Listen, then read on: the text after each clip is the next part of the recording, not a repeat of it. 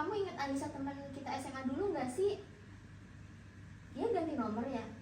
Anissa Tabani itu, kemarin sih aku sempet chatan sama dia, tapi kayaknya dia masih pakai nomor lama deh. Emang kenapa? Ini tiba-tiba dia ngirimin undangan nikahan. Bahasanya kok agak aneh ya? Coba deh aku lihat dulu. Ya udah tinggal buka aja kan itu undangan. Beneran nih, tapi kok aku agak ragu ya? Soalnya bahasanya kayak bukan dia. Emangnya ragu kenapa? Kan siapa tahu dia emang lagi cuman pengen ngirim aja undangannya. Udah buka aja biar tahu isinya apa. Tapi kok aku ragu ya? Yaudah kalau kamu ragu tuh ada Ipeh tuh. Peh, sini deh. Guys, ada apa nih? Halo, ini Arum nih, ada lagi pengen dibahas, coba duduk dulu deh. Boleh, ada apa nih guys? Ini loh, Pe. Kamu tahu Anissa teman SMA kita kan? Iya, ingat kenapa Masa dia? dia tiba-tiba ngirimin undangan nikahan? Coba gue lihat. Iya, kataku buka aja. Ya ampun, untung belum mau buka. Ini tuh namanya phishing guys. Phishing, emang phishing apaan, Peh?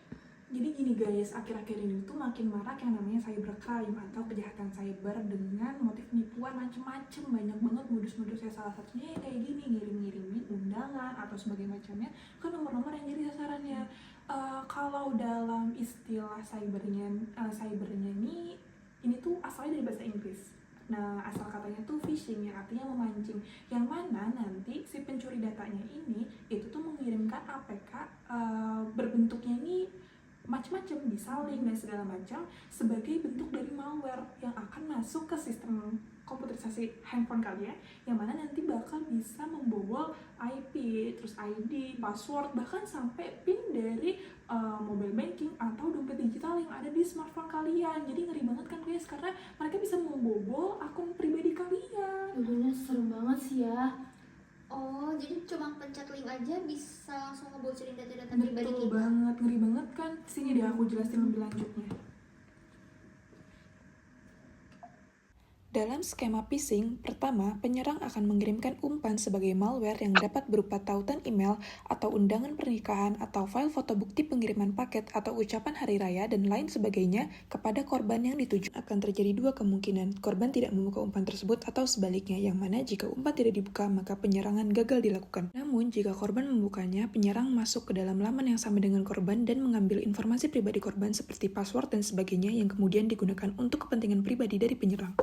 Nah, jika secara hukum, pada dasarnya hal ini telah diatur secara umum dalam pasal 378 Kitab Undang-Undang Hukum Pidana, yang mana disebutkan bahwa barang siapa dengan maksud untuk menguntungkan diri sendiri atau orang lain secara melawan hukum dengan memakai nama palsu atau martabat palsu dengan tipu muslihat ataupun rangkaian kebohongan menggerakkan orang lain untuk menyerahkan barang sesuatu kepadanya atau supaya memberi hutang maupun menghapuskan piutang diancam karena penipuan dengan pidana paling lama 4 tahun.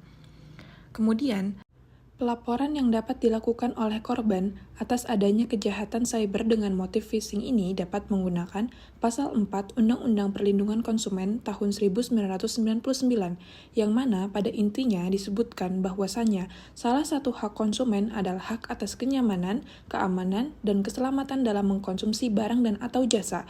Konsumen dalam melakukan pelaporan untuk kemudian ditujukan kepada bank atau perusahaan dompet digital terkait atas tidak terpenuhinya hak atas kenyamanan pada barang dan jasa yang diterimanya. Oh gitu ya, Pe. Kira-kira kasus kayak gitu udah banyak belum sih? Sebenarnya sih ya, kalau yang aku baca-baca nih dari data Dirjen Kominfo, itu tuh udah banyak banget guys kasus penipuan yang ada di jejaring online kayak gini. Itu tuh udah banyak banget laporannya, sampai ratusan ribu. Tentunya ini dengan berbagai macam modus ya. Salah satunya ya kayak gini, modus dengan mengirimkan undangan pernikahan berbentuk KPK sebagai malwarenya tadi. Bahkan kalau kalian tahu, akhir-akhir ini tuh juga ada loh guys korbannya di Malang yang bahkan sampai kebobolan 1,4 miliar. Gila banget kan, itu kayak gede banget. Jadi kayak hati-hati aja deh buat kalian-kalian. Terus kalau nggak sengaja ngeklik APK-nya, yang bisa kita lakuin gimana, Peh? Sebenarnya ya, yang aku baca-baca juga banyak sih yang ngasih tips and tricks, karena ini kan juga udah marak ya guys, tips and tricks supaya kalau kita nggak sengaja nih ngeklik tautan link atau APK tersebut, biasanya nih yang paling disarankan itu adalah untuk langsung matiin wifi atau paket data di ponsel kalian. Tujuannya apa sih? Tujuannya supaya si pengirim malware tadi atau orang yang jadi aktor di belakangnya itu langsung terputus koneksinya dengan ponsel kita. Jadi udah nggak bisa tuh dia mau dapetin informasi-informasi rahasia di ponsel kita. Terus yang kedua bisa juga supaya kita menguninstall dompet digital kita atau aplikasi mobile banking di handphone kita, supaya tadi juga sama nggak punya akses si penipu tadi ke aplikasi-aplikasi yang ada di ponsel kita. Terus bisa juga dengan cara kita langsung ngubah sandi, ngubah password dan segala macam yang ada di aplikasi-aplikasi tersebut. Make sure aja sih guys supaya lebih aman.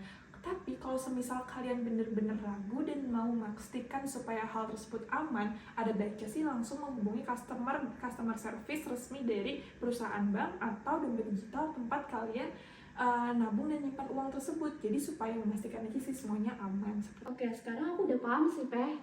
Thank you banget ya Pe, untung kamu ngasih tahu aku. Iya, sama-sama guys. Pokoknya hati-hati banget ya guys buat kalian kalau nerima apapun itu, bisa berbentuk undangan digital kayak gini, atau bisa juga nih kalau semisal ada kita mau lebaran atau tahun baru terus ada yang ngucapin apa-apa segala macam terus tiba-tiba ada linknya, atau kalau semisal ada tukang paket yang konfirmasi bukti paketnya sudah diantar terus tiba-tiba ngirim foto berbentuk file kayak tadi, hati-hati banget. Mending make sure dulu kalau nomornya memang belum kalian kenal kayak gitu ya guys. Oke,